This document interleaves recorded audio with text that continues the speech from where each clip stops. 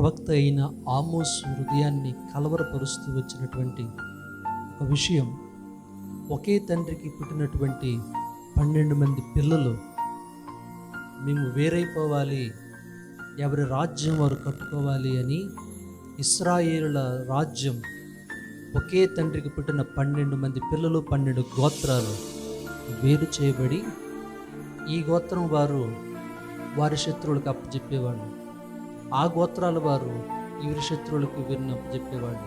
ఇలా ఒకరి మీద ఒకరు చాడీలు చెప్తూ వారి శత్రువులకి వీరిని, వీరి శత్రువులు వారికి అప్పచెప్పుకుంటూ విరోధులుగా, సహోదరులైన వారు, రక్త సంబంధులైన వారు, ఒక తండ్రికి పుట్టినటువంటి వారు, ఐక్యతగా బ్రతకవలసినటువంటి వారు వేరైపోయి బ్రతుకుతున్నారు. ప్రియులారా, కీర్తనకారుడు అందుకే అంటాడు, సహోదరులు ఐక్యత కలిగి బ్రతుకుతారు, నివసించుట ఎంత ధన్యత, ఎంత మేలు, ఎంత ఆశ. ఇది చూడటానికి ఎంత మనోహరంగా ఉంటుందో. ఈరోజు సంఘాలలో, కుటుంబాలలో ఎక్కడ మనం చూడలేనిది ఐక్యత. ఈ ఐక్యతను కాపాడుకోవడానికి ప్రతిదినము నువ్వు ప్రయాసపడాలి.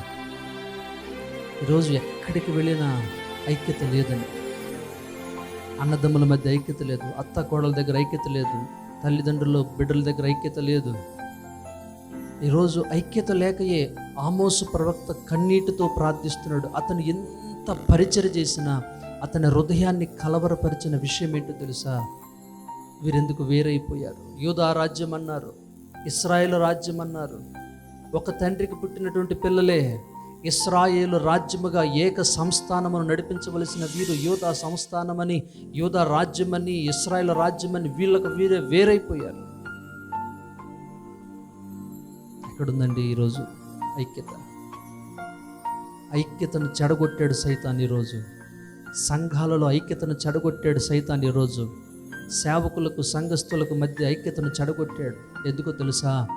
వారు ఏకమై కలిసి వారు మోకరించిన అన్నాడు కదా, ఎక్కడ ఇద్దరు భూమి మీద బంధిస్తారో, దేన్నైతే బంధిస్తారో దాన్ని నేను పరలోకమందు బంధిస్తాను.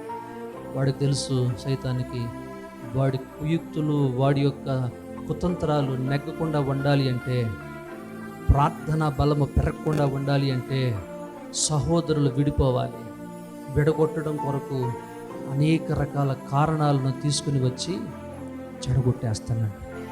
ఈరోజు మనలో ఉన్న ఐక్యత చెడిపోవడానికి కారణం ఏంటో తెలుసా? సైతాను వదిలినటువంటి పన్నాగం. దయచేసి ఎవరము కూడా ఐక్యతను పాడు చేసుకో, ఎవరము కూడా సహోదర ప్రేమను పాడు చేసుకోవద్దని ప్రభు పేరట మనం చేస్తున్నాం.